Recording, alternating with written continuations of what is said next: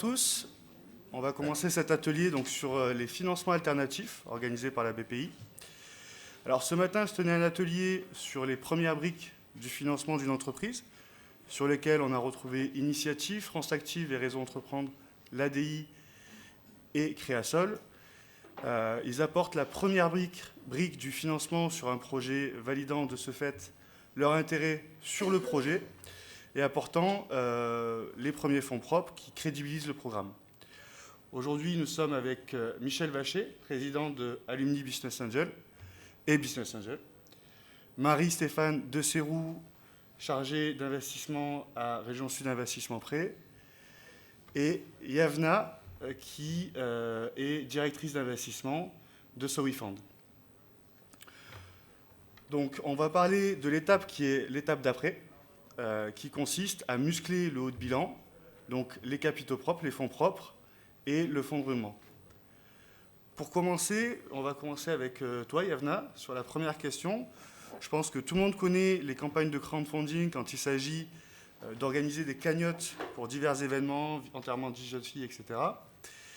Lorsqu'il s'agit de récolter des fonds pour développer une entreprise ou une association ou autre, on entend beaucoup moins parler. Est-ce que tu peux nous parler du crowdfunding pour financer le développement d'une entreprise ? Oui, bien sûr.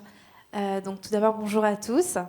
Je me présente rapidement. Donc, je suis donc Yavna, la directrice des investissements au sein de Sowifund. Donc, Sowifund, c'est quoi ? C'est une plateforme de financement participatif. L'objectif de Sowifund, en fait, c'est de financer des projets, donc des startups innovantes, en co-investissement, donc avec des fonds et avec notre communauté d'investisseurs.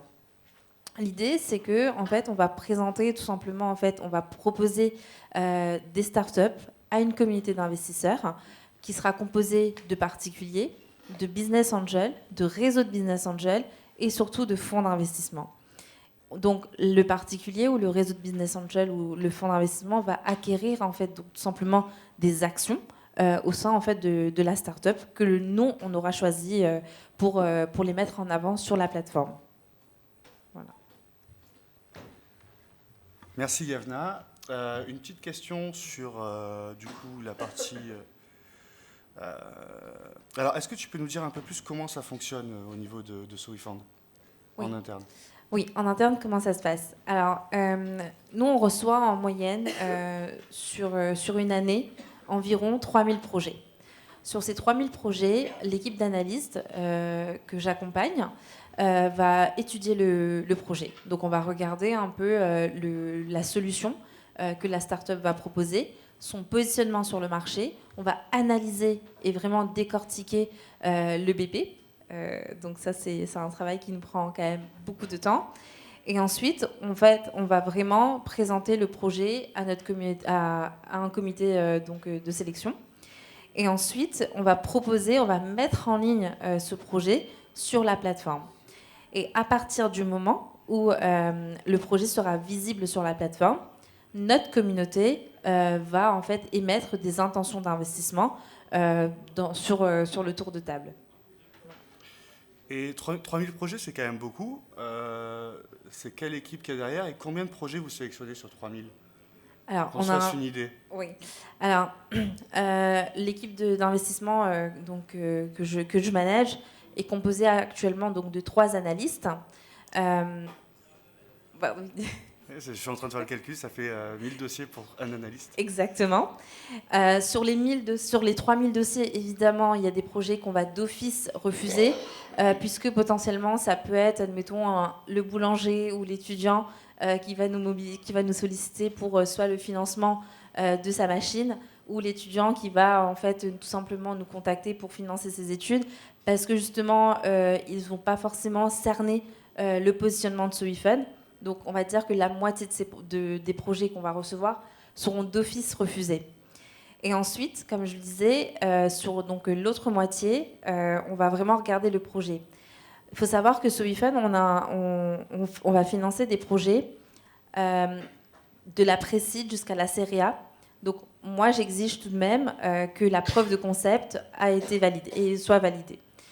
J'exige pas forcément un chiffre d'affaires. de la part de la start-up. Néanmoins, il faut qu'il ait validé au moins la preuve de concept, validé son marché et qu'il ait déjà, on va dire, un pipe commercial assez avancé. Tu as fait un petit pré-seed, seed, série A. Je pense pas que tout le monde connaisse. Oui. Donc du coup, il faut que tu expliques. Alors, ce sont des états de maturité. Toutes les startups en fait qui démarrent, donc on est plutôt donc sur des projets très early, donc très jeunes on va dire. Sur du pré-seed, souvent on a validé la preuve de concept, on a quelques clients et donc on vient voir SoWeFun pour justement démarrer et déployer souvent la solution. Seed, c'est un peu la société génère déjà un peu de chiffre d'affaires, mais elle n'a pas forcément une récurrence. Elle n'a pas forcément des centaines de milliers de chiffres d'affaires déjà réalisés. Elle est encore en train de tester son marché.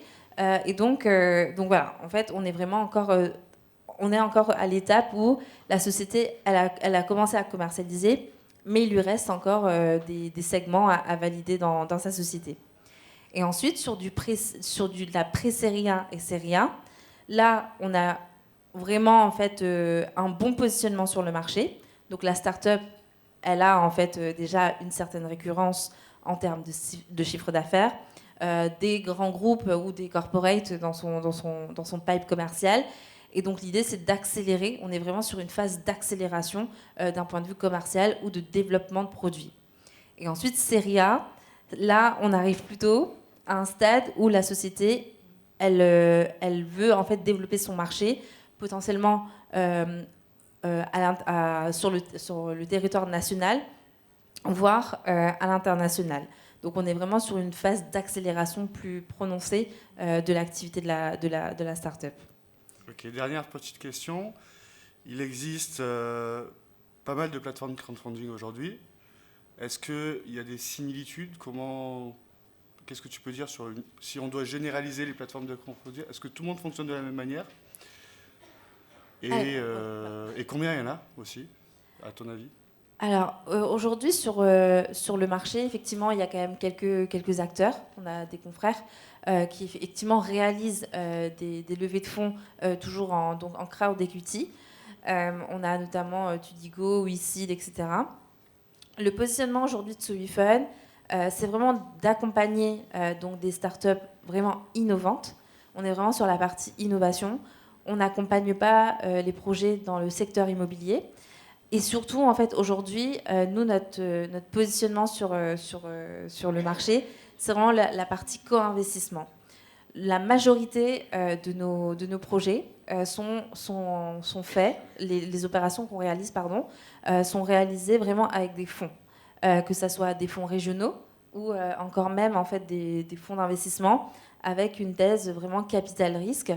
On a notamment été racheté récemment par Founders Future, qui est donc un fonds parisien qui est vraiment spécialisé dans le capital risque. Et donc ça marque vraiment en fait notre positionnement comme étant vraiment la plateforme de financement participatif en co-investissement avec des fonds. Aujourd'hui, c'est vraiment notre particularité. Très bien, merci beaucoup. Marie, toi, tu es sur la partie RSI, donc Région Sud Investissement. Aujourd'hui, on va faire plus un focus sur la partie capital, parce que RSI a plusieurs dispositifs. RSI, c'est un fonds d'investissement un peu particulier, ce n'est pas un fonds d'investissement privé. Est-ce que tu peux nous expliquer RSI, nous dire comment ça fonctionne? Oui, alors bonjour à tous. RSI, c'est la société financière de la région Sud. En fait, la région Sud ne veut pas investir en direct dans des sociétés. Elle n'a pas le droit de le faire. Donc, elle a créé Région Sud, Région Sud Investissement il y a une douzaine d'années. La mission de la société, c'est d'accompagner les entreprises en renforçant leurs fonds propres ou leurs quasi-fonds propres.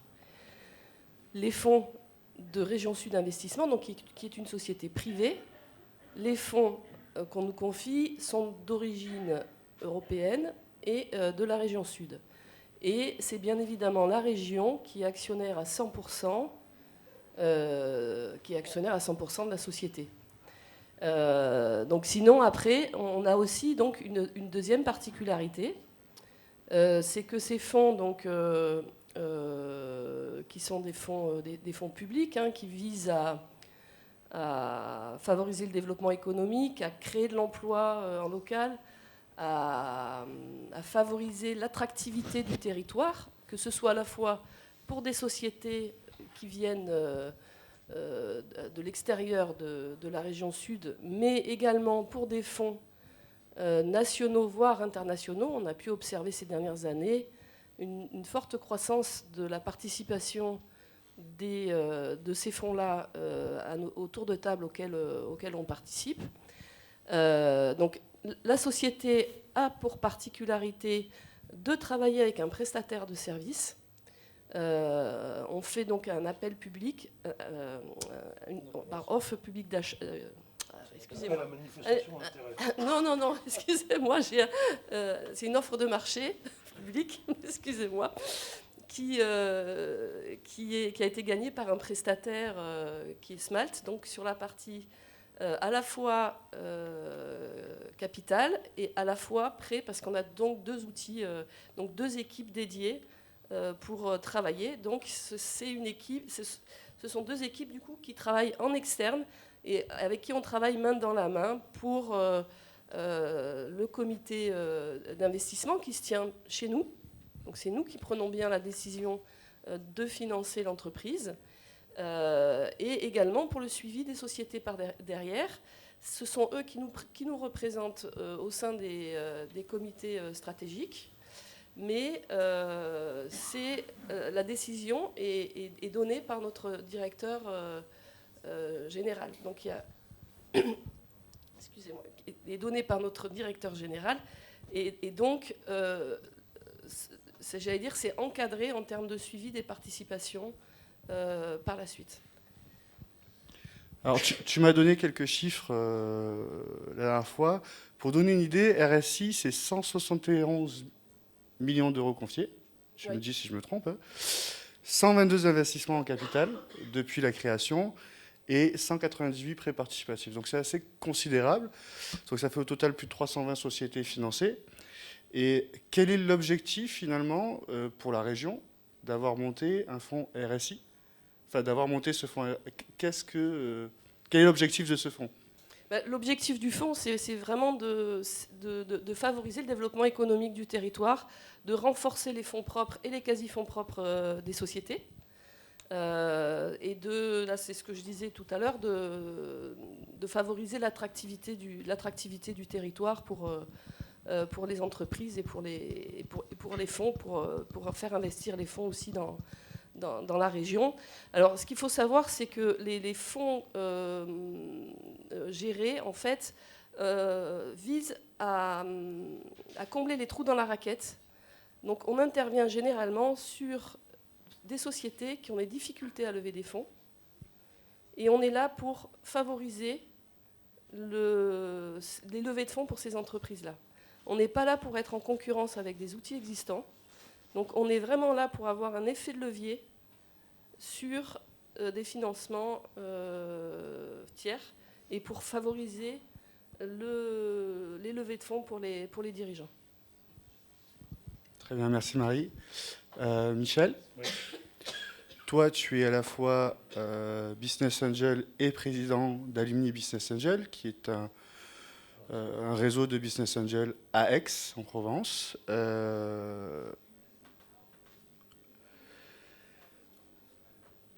Alors, comment vous pourriez dire, vous veillez en général à aider les gens, enfin les entrepreneurs à se lancer avec, alors c'est pas de la love money, c'est après. Est-ce que tu peux expliquer le rôle des business angels dans tout ce processus et nous expliquer si toi aussi tu es un ange du coup?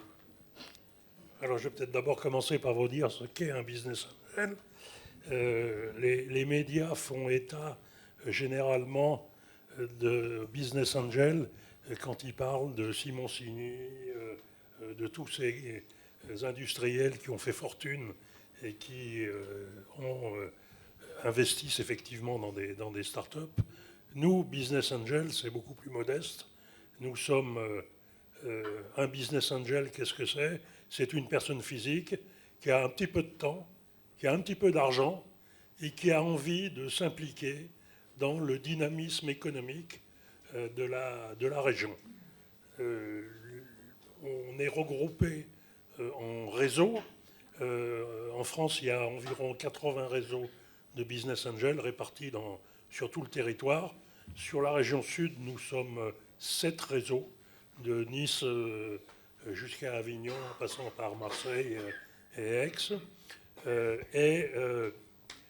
Nous intervenons, comme tu le disais, juste après la Love Money, c'est-à-dire papa, maman, grand-père, grand-mère, les subventions, et à un moment donné où la source de financement est tarie de ce côté-là, et c'est là où nous intervenons, où nous finançons donc des start-up généralement innovantes, donc sur des tours de table qui peuvent monter jusqu'à peu près 1 million d'euros, sachant que ce n'est pas le réseau qui apporte 1 million d'euros, mais nous avons la capacité d'entraîner un certain nombre de fonds ou de business angels indépendants un peu plus fortunés qui veulent se joindre à nous parce qu'ils ont confiance dans notre expertise de diagnostic sur les dossiers qui nous sont présentés. Un de nos co-investisseurs favoris est à ma droite, c'est RSI, avec qui nous avons monté beaucoup de dossiers. Voilà. En ce qui concerne le réseau que j'ai le plaisir de présider, donc qui est à Aix-en-Provence, qui s'appelle Alumni Business Angel, on reçoit environ 120 dossiers par an. Sur ces 120 dossiers, il y en a 50 qui passent à la trappe à première lecture, soit parce qu'on nous demande 5 millions d'euros et on ne sait pas faire, soit parce que la société est à plus d'1 heure et demie de voiture d'Aix-en-Provence. Parce que quand on a investi dans une boîte, il faut la suivre après. Et si elle est trop loin, ça devient compliqué, parce que nous sommes tous des bénévoles, et donc on veut éviter de faire des kilomètres. Ce qui veut dire que depuis Aix, on investit dans la région sud quasiment uniquement, avec quelques petites incursions à Montpellier de temps en temps. Voilà, en 2 mots, ce qu'est un business angel. Donc on a bien compris que les business angels, au-delà de la portée de l'argent, aidaient les entrepreneurs dans leur développement. De ce que j'ai compris des business angels, il y a plusieurs, pas de spécificités, mais chaque réseau de business angel a un petit peu sa thèse d'investissement, c'est-à-dire chacun a des affinités plus ou moins prononcées pour un ou plusieurs secteurs d'activité, ou est plutôt généraliste. Oui, parce que, bon, en fait, tu as bien fait de le souligner, on ne se contente pas d'apporter de l'argent, on apporte nos expériences et nos carnets d'adresses.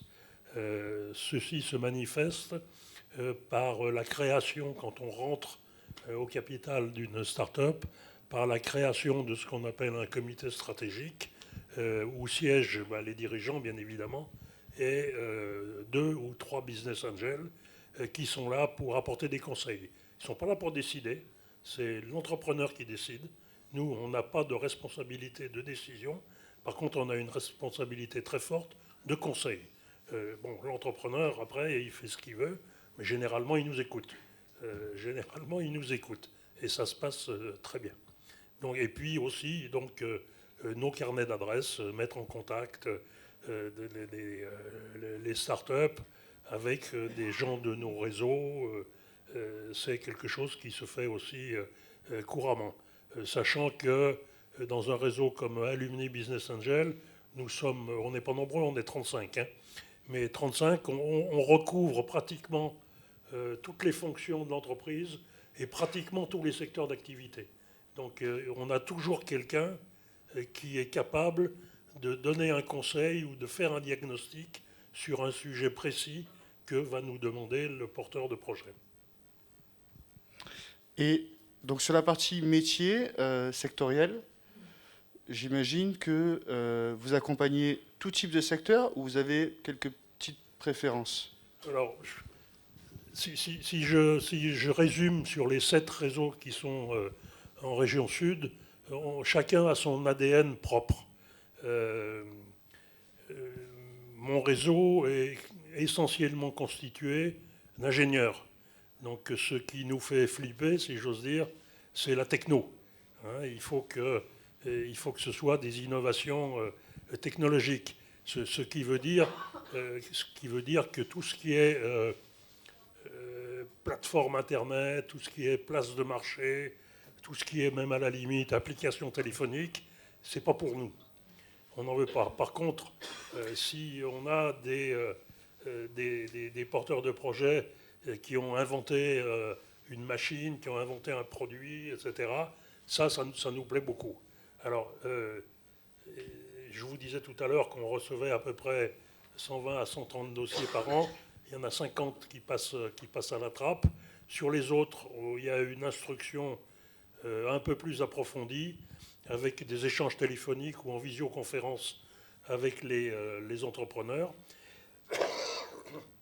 Et parmi ces dossiers restants, on en sélectionne une vingtaine qui sont amenés à venir nous présenter leur dossier devant nos membres une fois par mois, tous les deuxièmes lundis du mois. On a une séance dite de pitch où les entrepreneurs viennent pitcher, nous présenter leur dossier. Si le dossier recueille l'intérêt des membres, on désigne ou se porte volontaire 2 ou 3 business angels qui vont aller instruire le dossier.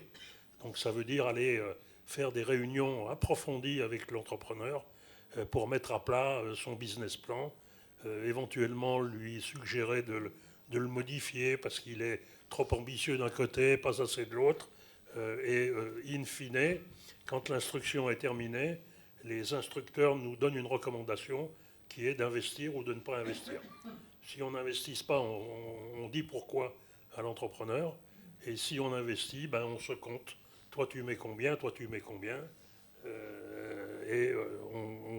On conclut l'opération par donc un pacte d'actionnaires et une entrée au capital, sachant qu'entre-temps, on a alerté les autres réseaux pour venir en appui. On a alerté Région Sud Investissement, plus 2 fonds bancaires avec qui on a l'habitude de travailler. Voilà. Et il faut savoir que nous avons, contrairement à certains fonds d'investissement, nous avons un horizon de sortie qui est de 5 ans.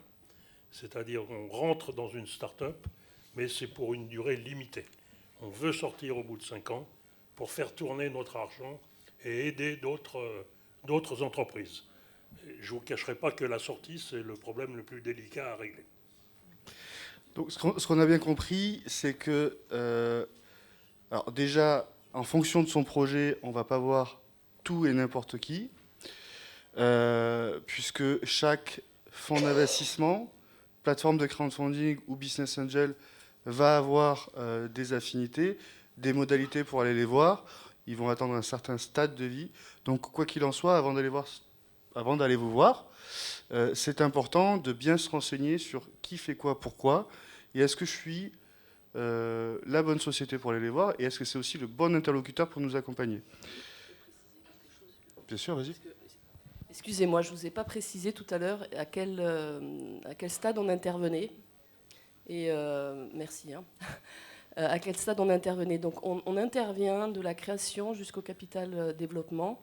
Création, c'est post-phase de prototypage, généralement avec une preuve de concept commercial. On intervient sur des projets de croissance. On n'est pas très fan de tout ce qui est plateforme et appli. Voilà, on se ressemble pas mal de ce côté-là. Parce que, on ne sait pas faire, et deux, on a eu des déconvenus sur ces types de business models. Donc, ce que je souhaitais aussi préciser, c'est qu'on est un fonds patient. C'est très important, et j'ai oublié de le dire tout à l'heure. Donc un fonds patient, c'est quoi? C'est un fonds qui vous accompagne et qui reste au capital le temps nécessaire pour que vous ayez le temps de vous développer. Donc ça, c'est lié au fait qu'on soit un fonds public. Donc c'est un point qui me paraissait aussi important à préciser, bon, en sachant que notre business model, c'est quand même d'essayer de récupérer de l'argent avec, si possible, un peu de plus-value pour pouvoir le réinjecter dans le territoire et pour que ça puisse aussi s'équilibrer avec le taux de casse. Voilà. Mais on n'est pas là comme un fonds privé à vouloir un TRI à tout prix. Alors, merci. Yavna, est-ce que tu pourrais nous dire les critères les critères minimums que doit avoir une entreprise pour venir vous voir? On va parler un peu de fonds propres. Après, si vous avez des questions sur les fonds propres, etc., on pourra y revenir. Fonds propres, chiffre d'affaires, tu nous en as un petit peu parlé. L'équipe, voilà, le stade d'avancement. Alors évidemment, il faut que la société ne soit pas en capitaux propres négatifs, puisque en fait, il y a donc aussi des sujets liés à la défiscalisation. Si vous êtes en situation donc de capitaux propres négatifs, ça va être compliqué de le justifier au moment de la levée de fonds. Moi, j'exige tout de même une trésorerie à horizon de 6 mois. Puisqu'il faut se dire qu'à partir du moment où le projet est en ligne sur la plateforme, la campagne va durer à minima 4 mois.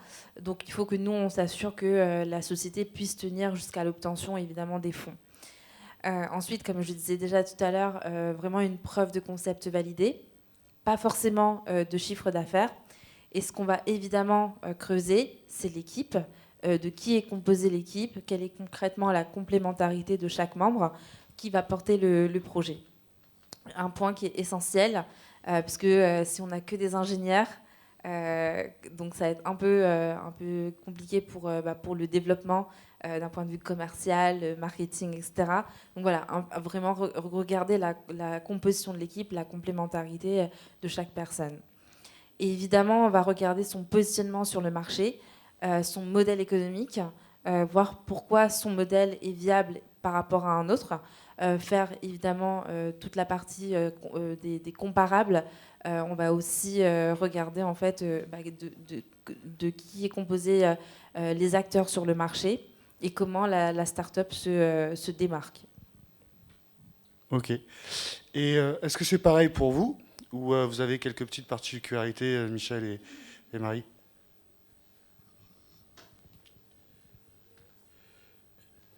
Nous, ce à quoi on s'attache vraiment, c'est à la qualité entrepreneuriale du dirigeant. On n'investira jamais dans une société qui est portée par quelqu'un dont on ne sent pas sa capacité de management, sa capacité à piloter la croissance de sa société. Alors c'est très compliqué à juger. C'est en général les instructeurs qui, au cours des réunions successives, arrivent à disséquer un petit peu quel sera le comportement de l'individu. C'est le critère numéro 1. Et je ne vous cacherai pas que les gamelles, entre parenthèses, qu'on a ramassées, c'est parce qu'on s'était trompé sur le dirigeant. On croyait que c'était un dirigeant, et en fait c'était un savant cosinus qui était plongé dans sa technique et qui ne s'occupait pas du reste. Voilà, c'est notre critère numéro 1. Maintenant, que la boîte fasse du chiffre d'affaires ou n'en fasse pas, c'est un autre problème. On intervient les premiers, et des fois la preuve de concept n'est pas faite encore. J'ai souvenir on est rentré dans une société à la fin de l'année dernière. Je peux vous la nommer, c'est pas secret. Il s'appelle Cearitis. Vous en avez peut-être entendu parler. Ce sont deux filles qui travaillent sur les ravageurs des vergers. Alors les ravageurs des vergers, c'est des mouches qui viennent détruire les récoltes sur l'arbre. On est rentré, il leur manquait 50 000 euros pour finaliser la preuve de concept. Bon, on a été éblouis par le comportement des deux filles et on y est allé les yeux fermés. On a mis 50 000 € et en définitive, ça a marché. La boîte marche du feu de Dieu. Elles viennent de lever 1 million d'euros et donc ça marche très très bien. Voilà. Mais c'est le bonhomme ou la femme, hein, enfin, l'homme avec un grand H qui est notre critère numéro 1 de décision.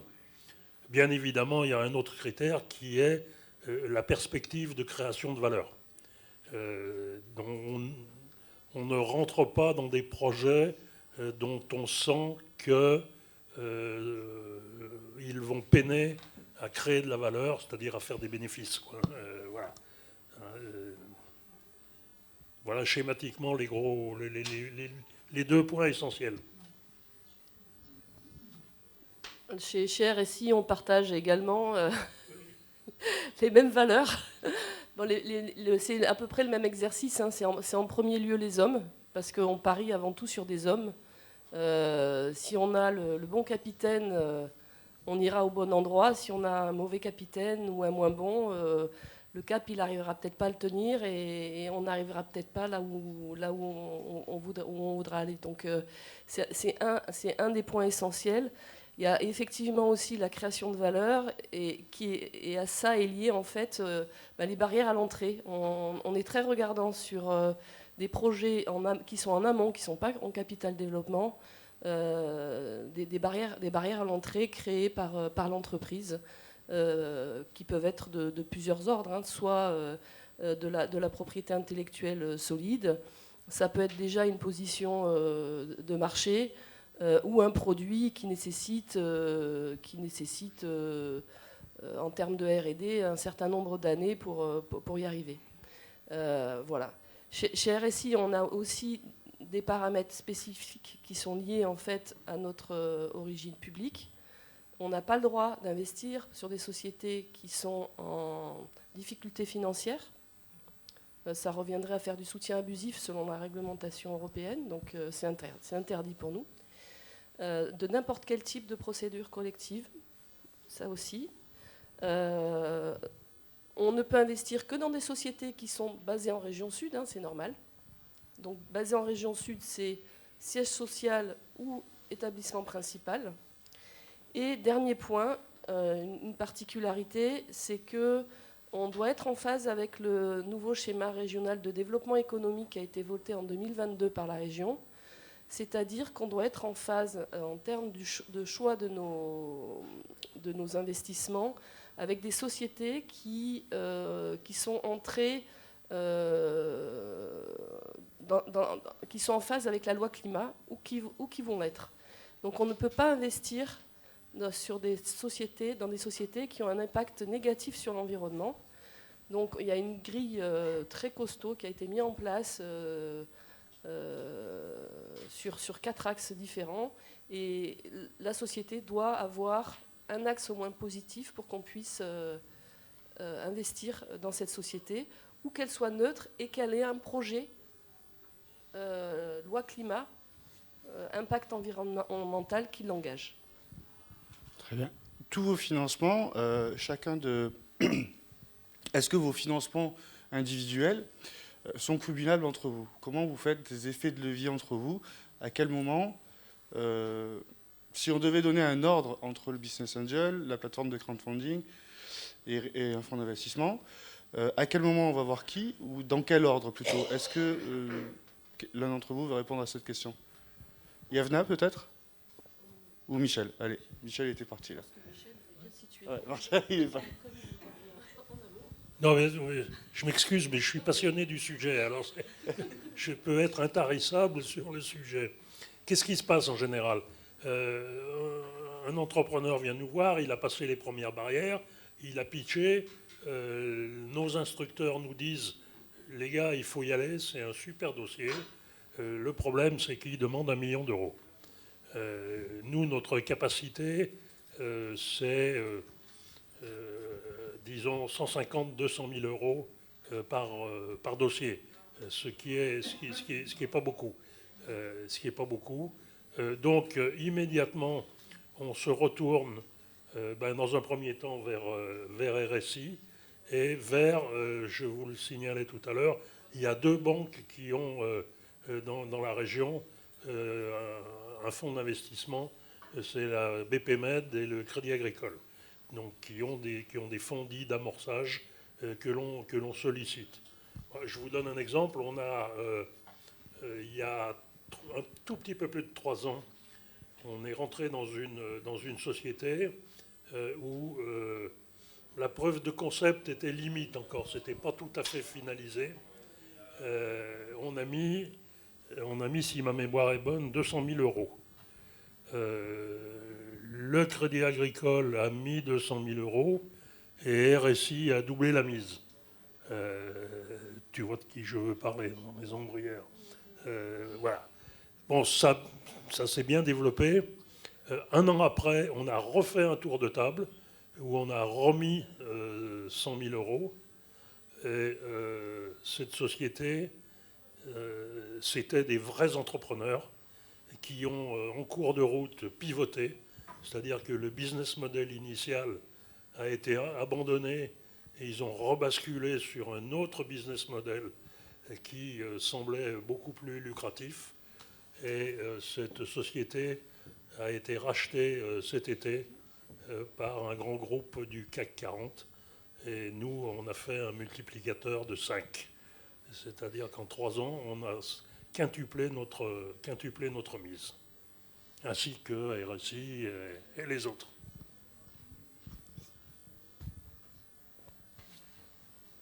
Alors, sur un tour de table, chez Sovifun, comme je rejoins un peu ce que Michel disait, admettons si sur un tour, vous avez d'ores et déjà sécurisé 200 000 euros auprès donc, de Business Angel ou d'un fonds d'investissement, Sovifun peut venir en complément ou en co-investissement sur le même tour de table. Donc, peu importe en fait l'état de maturité de la société, si sur un tour de table, à un moment donné, le financement participatif peut s'intégrer, on pourra en fait se positionner sur l'opération. Tu arrives en lead ou tu arrives en... Est-ce que tu arrives plutôt souvent... Alors quand on dit en lead, c'est-à-dire quand on commence une levée de fonds, il y a plusieurs étapes et souvent le plus difficile c'est de trouver la première personne qui va vouloir investir dans le projet et qui va souvent faire un effet un peu comme les tables de restaurant vides ou pleines. On est d'accord ? Oui. Donc, est-ce que tu arrives plutôt en lead ou est-ce que tu arrives en follower ? Alors souvent on est en lead. Ouais. Et ensuite les réseaux de business angel se greffent autour de table ou même encore des fonds régionaux se greffent autour de table également. Mais dans la majorité des cas, on va dire dans 80% des cas des levées de fonds qu'on peut réaliser sur la plateforme, on est en position de lead. Très bien, merci. Tu voulais ajouter quelque chose, Marie ? Oui, je voulais rajouter un point par rapport à ce qui a été dit tout à l'heure. On a une autre spécificité réglementaire, c'est qu'on ne peut faire que du co-investissement. Donc vous ne verrez jamais Région Sud Investissement seul sur un tour de table. On co-investit en 1 pour 1 avec un nouvel entrant. Pourquoi nouvel entrant ? C'est parce que c'est lui qui va fixer la valeur de l'entreprise. Et comme on a un fonds public, on préfère que ce soit un tiers qui fixe cette valeur. Et ça ne peut être qu'un nouvel entrant et pas quelqu'un qui est déjà actionnaire de la société qui serait jugé partie. Donc voilà, je voulais préciser ce point-là. Et ce nouvel entrant, il doit être déjà là quand on vient vous voir ou il peut arriver après ? Alors, déjà là. Non, en fait, quand tu dis déjà là, c'est... C'est-à-dire, je viens voir RSI pour 500 000 euros et oui. donc vous allez pouvoir m'accompagner à hauteur de 250 000 euros. Mais est-ce que ça veut dire qu'il faut déjà que j'ai trouvé les premiers 250 000 euros ou est-ce que je peux venir chercher les premiers 250 000 euros et c'est vous qui faites l'effet de levier après sur quelqu'un ? Alors c'est une très bonne question. On a une autre particularité, c'est qu'on doit faire par année, là ça va être 14 investissements, ce qui n'est pas du tout les statistiques d'un fonds classique qui fait plutôt 2, 3 d'investissement.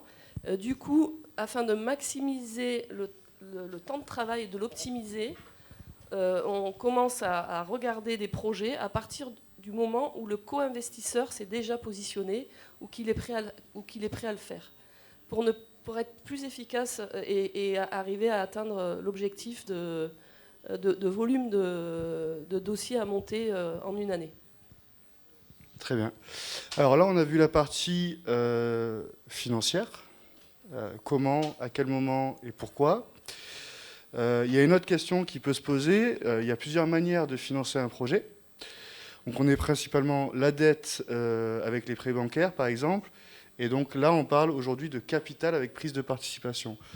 Est-ce que vous pouvez nous dire comment, sous quelle forme vous investissez dans les entreprises? Parce qu'il existe plusieurs dispositifs, les BSA, etc. Sans rentrer trop dans le détail. Il y a deux... Nous, on utilise, et je pense que mes collègues à côté aussi, on utilise deux vecteurs d'investissement. Le premier, c'est l'entrée au capital. On devient actionnaire. Et le deuxième vecteur, c'est ce qu'on appelle des obligations convertibles en actions.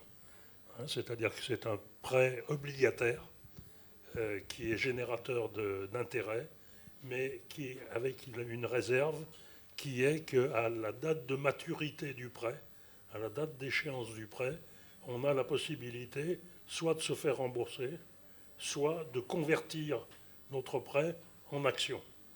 Voilà, c'est les deux vecteurs que l'on utilise. Des comptes courants, il n'en est pas question. Des prêts, ce n'est pas notre rôle. Donc on fait que de l'OC et du capital. Oui, des BSR, oui, mais je l'assimile aux obligations. Voilà. Mais c'est les deux seuls outils que nous utilisons. Toi, c'est pareil. Obligations convertibles et capital sur la partie RSI. Pareil. Ouais. Et Yevna? Nous, on est plutôt aujourd'hui sur uniquement des actions, puisque en fait, on est agrémenté par l'AMF et notre agrément, pour l'instant, ne nous permet pas de faire des financements en OC, mais on est en cours d'extension pour justement pouvoir faire ce type d'opération. Mais actuellement, on ne fait que des actions.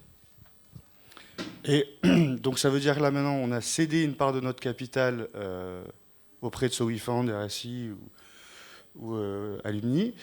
Et qu'est-ce qui se passe en termes de pouvoir décisionnel pour le dirigeant?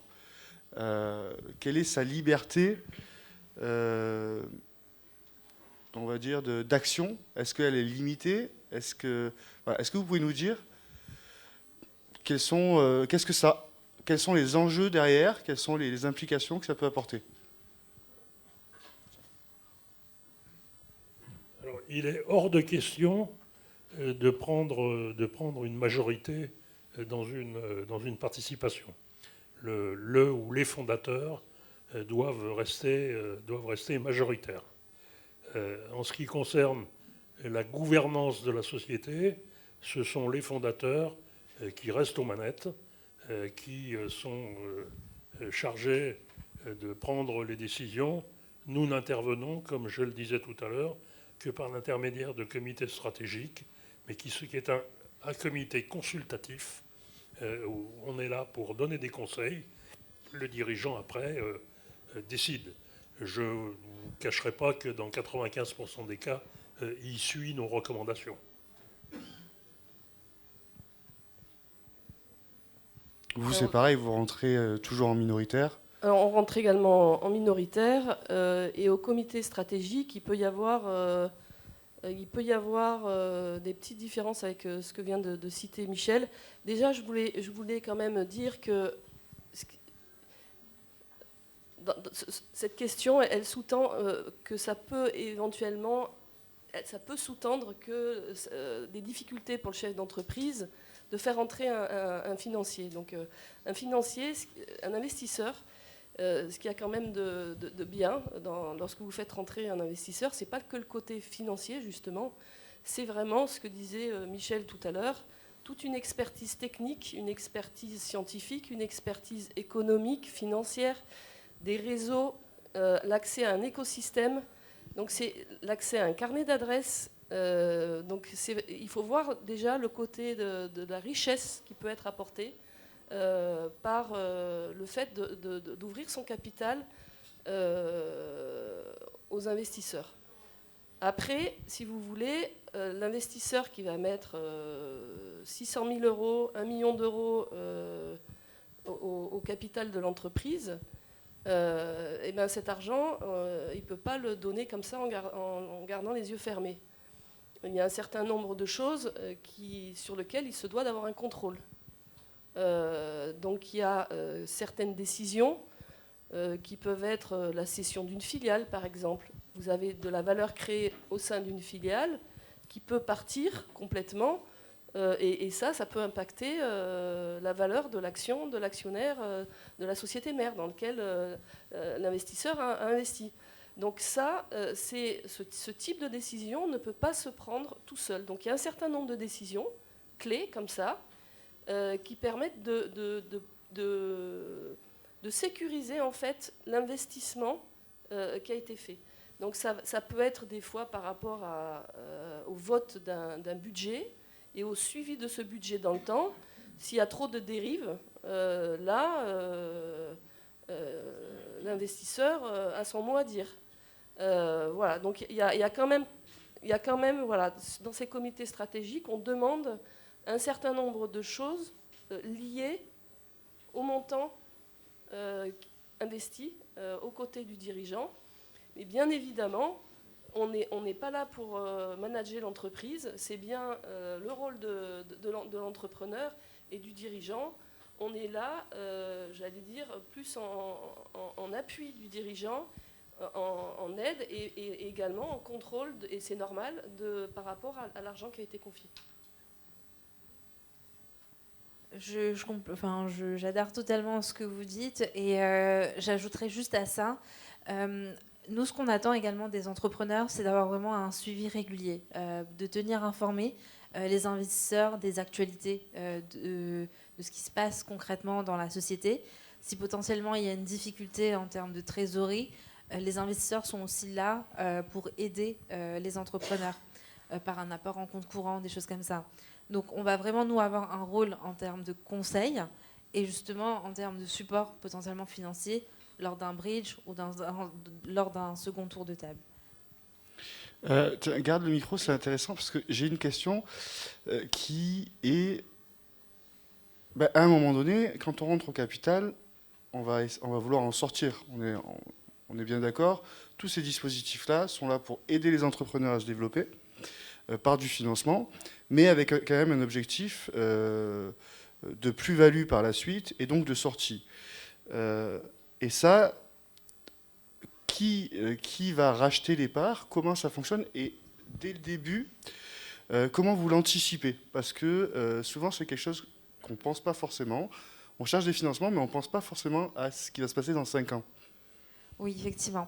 Alors, pour répondre à la question comment on anticipe tout ça, par le biais d'un pacte d'actionnaires, où justement, en fait, on va mettre en place donc, une clause de rendez-vous, où au bout de 4 à 5 ans, on va estimer en fait qu'on va devoir trouver une solution de sortie pour les investisseurs. Donc là, c'est soit en fait l'entrepreneur qui trouve une solution, soit il trouve donc les fonds pour racheter les actions de la société, ou bien il va trouver une solution alternative où il va mandater un leveur de fonds pour que lui trouve la solution, soit un rachat par un industriel ou par un acteur du secteur. Et à ce moment-là, donc nous, au moment où les investisseurs vont rentrer au capital, ils vont transiter vers la holding, par une holding, pardon. Et donc, c'est toute la holding qui sortira. Donc, c'est une sortie conjointe, totale. Donc voilà. Michel, tu veux rajouter un point sur... toi, dans la sélection des projets, je pense qu'il y a quelque chose qui se passe au début dans la sélection des projets. Non, mais le problème de la sortie, comme je le disais tout à l'heure, c'est un problème crucial. Et c'est un problème qu'il faut envisager dès l'entrée au capital. C'est-à-dire que si on s'aperçoit au cours de l'instruction que certes la société va se développer, mais que En définitive, pour l'entrepreneur, c'est la boîte de sa vie. Donc c'est limite au niveau des possibilités de sortie. Parce que la sortie, il n'y a pas 36 solutions. Vous en avez une que j'ai vécue qu'une seule et unique fois, c'est l'entrée en bourse, hein, mais c'est extrêmement, extrêmement rare. La deuxième solution, c'est la boîte marche bien et c'est le dirigeant qui nous rachète par l'intermédiaire d'un mécanisme qui s'appelle le LBO. Bon, c'est assez classique, mais encore faut-il que la boîte marche bien et fasse des bénéfices. Sinon, il n'y a pas d'autres réelles solutions.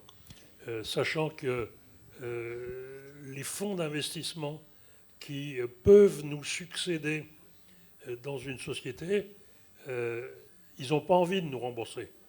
Ils veulent mettre de l'argent pour le développement de la société, mais pas pour indemniser les associés historiques. Hein, donc c'est très compliqué.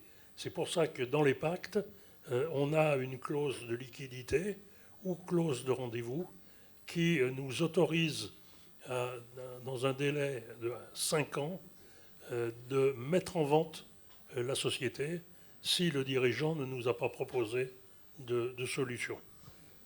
Donc voilà. C'est un cas assez rare quand même.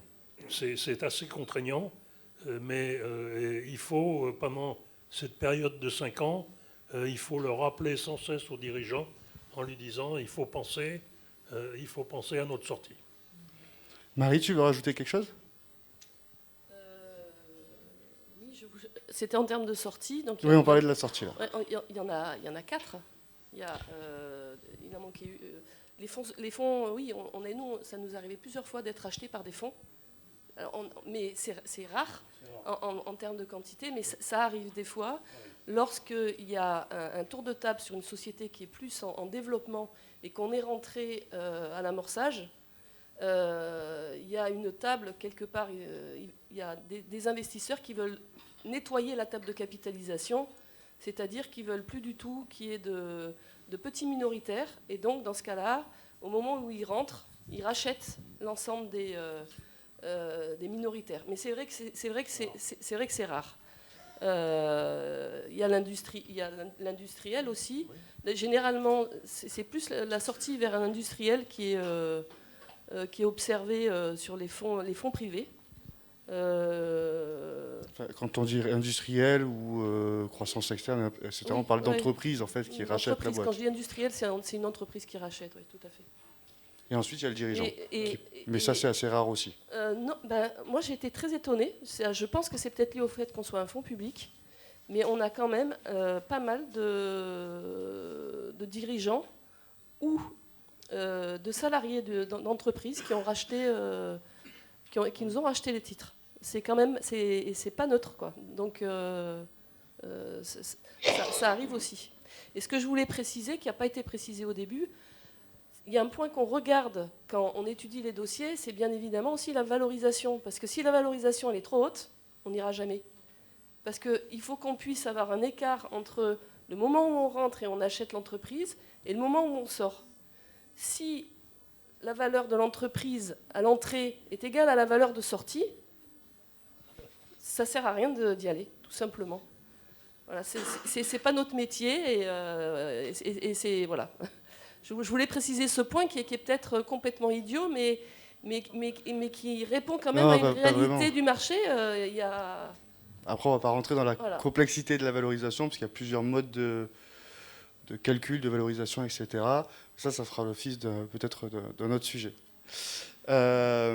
J'espère qu'on a répondu à toutes vos interrogations au sujet de ces financements alternatifs et de la seconde étape après les premiers petits financements qu'on a vus ce matin. Et est-ce que vous avez des questions par rapport aux terminologies qui ont été posées ?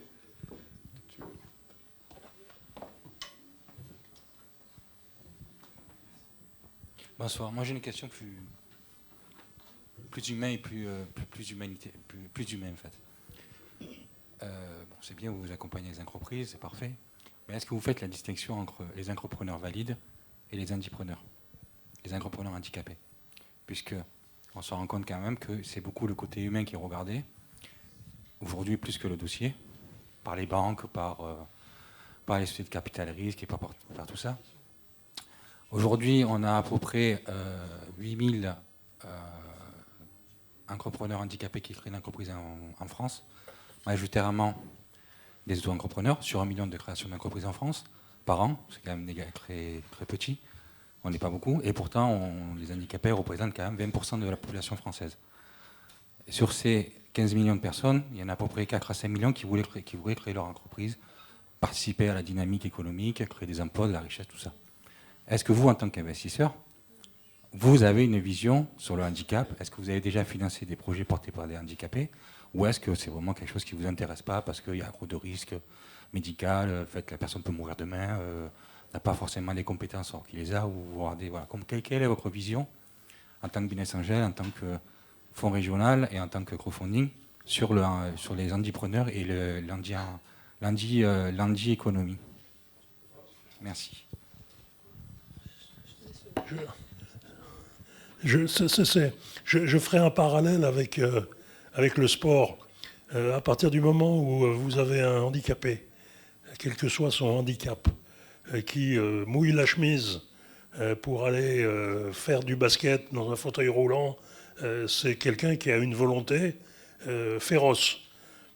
Bon, il ne nous est jamais arrivé de recevoir des entrepreneurs ou de potentiels entrepreneurs handicapés. Mais je pense qu'on les regardera comme les autres.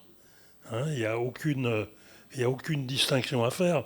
Si un handicapé a la volonté de créer son entreprise et de la manager, ben, il faut le regarder comme une personne non atteinte de handicap.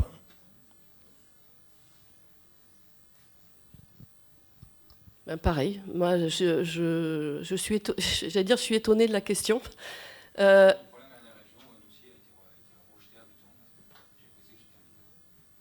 Bah écoutez, je ne sais pas quoi vous dire. Voilà, parce qu'à partir du moment où un projet est bon, pour moi, le handicap n'a pas lieu d'être. Et je sais pas, j'ai dû voir plus de 2000 projets. Et en présentiel, en physique, je n'ai jamais rencontré de personnes handicapées, mais si vous voulez, avec un handicap qui se voit. Voilà. Après. Pardon ? Ah non, mais je sais pas. Donc c'est pas déclaré du coup, mais c'est pas quelque chose du coup que si vous voulez que j'exclus, parce que y a pas de raison d'exclure. Bon. C'est peut-être lié au projet. Bon.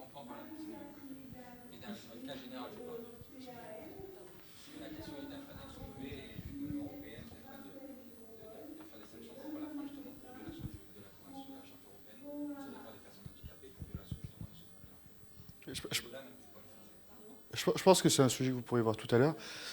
Mais globalement, ce qui se passe, c'est plutôt peut-être un manque de connaissances ou de la part peut-être des entrepreneurs. Non, c'est plutôt un manque j'ai l'impression que les financeurs en général, on a que les banques, parce que ce soit les discountants. Il y a plus sur le problème de handicap, je suis sûr qu'un élément défavorable, en réalité, le handicap c'est en effet un sujet à regarder. Ouais. C'est un sujet auquel on pourra parler après.